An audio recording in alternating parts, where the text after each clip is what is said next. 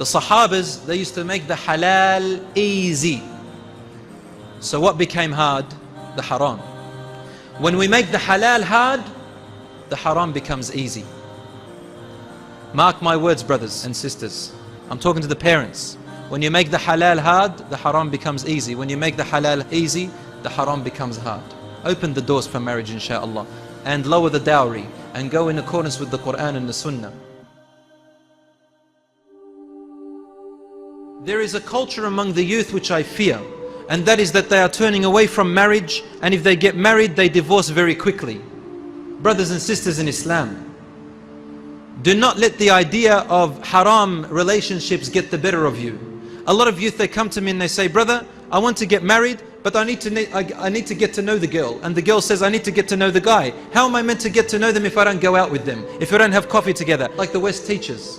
Brothers and sisters, let me inform you about something very important. You will never know your future wife or your future husband if you just go out together. You'll never know them. Take it from a person who's lived in a country where people do this all the time. Because when you go out together, you are on your best behavior. You are on your best looks, the best cologne. The CK perfume is on you, and she's got Versace, and she's come out ready to meet you. She's probably looked at the mirror and spent about half an hour practicing how to talk to you. And you as well, looking at every little hair on your forehead, every little hair on your cheek. This all fades away within about 6 months of your marriage. The only thing that's left is the character. You will never know the true character of this person until you meet them in their home. You go the Islamic way, and you go and ask for their hand in marriage to their father first. A lot of youth, they come to me and they say, I need to get to know the girl first. And subhanAllah, how quick they are to jump on where? Where do they jump on to get to know them? The internet. And messaging, text. They start conversing. Are you interested in marriage? She's on the other side. She's got a username first, right? Let's chat. How did you know I was a sister? Oh, I looked at your profile and you had some really good, I'm interested in that too. And let's get into this conversation. And comes up to me and says, brother, it's in the interest of marriage. My intentions are pure. Your intentions are pure? You're doing this for Allah subhanahu wa ta'ala, but you're doing it your way? What do you think? You're making up your own religion now. So they chit-chat and they chit-chat and they chit-chat, right? First they attract each other. Then they meet each other. Then they look at each other. It's all good to now, right? They haven't touched. Then they want to touch. Then the touch turns into something else. And then finally, they fall in love. In love. Oh, if you only knew. Brothers and sisters, you don't know what love is. This is not love. This is lust, lust. The girl is thinking, oh, how romantic he is. He's like that movie I watched the other day, Twilight Saga. The boy, he thinks he's Rambo. Walking, tensing his muscles. She's thinking how romantic he is, walking me through the garden and the roses and the butterflies. He's got one thing on his mind. And he's thinking, I will tolerate all of this until I get to what I want. If he's a Muslim, you ask him about his sister, he will say, I'll kill any guy who looks at her. If you want to marry someone, then you go in the right way, inshaAllah. Go through her father first, before you go through the girl. Why? My sisters, I'm talking to you now.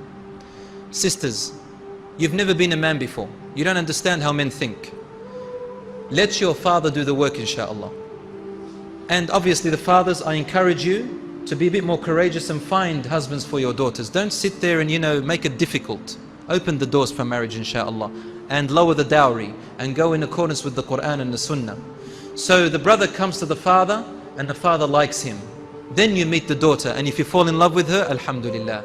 But the other way, if you fall in love with each other, you come to ask for her hand in marriage, and then the father says, over my dead body. What are you going to do then? You've fallen for each other. What are you going to do?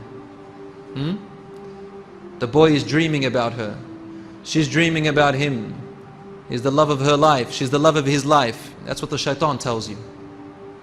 What are you going to do? They start to cry, they start to this, they want to commit suicide,